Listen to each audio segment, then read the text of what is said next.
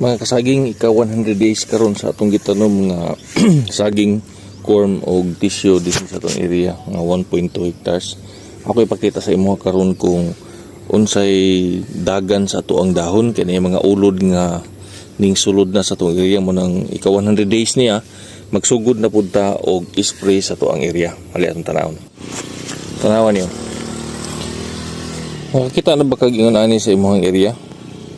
Nakita na tuloy siya nga mga ulod sa pitsay. Kinimgol itong area sa una. Gulayan ni siya na mga pitsay, upo, kalabasa, klase-klaseng gulay ang atong gitanom.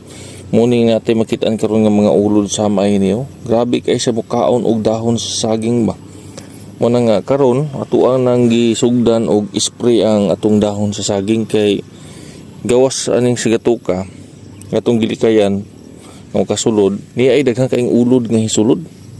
Tungod sa historya ni atong area nga gulayan, kaya kining mga ulod sa pitsay mo ni daghan kayo karon nga naadri sa to ang saging.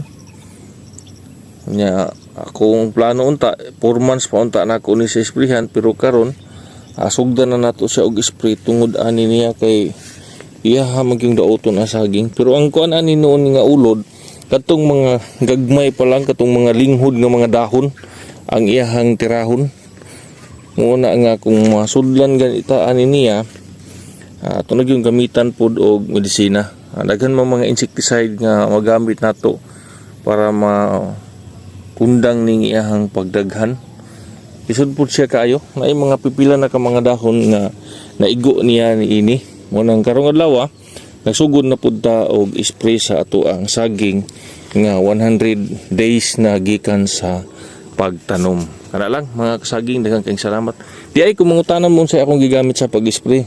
Kuan ani insecticide o fungicide, manggusib lang ni siya o kining kuan simbus o kining alika na puli-puli ho lang nato ni sila ang paggamit ron ini. Daghang salamat.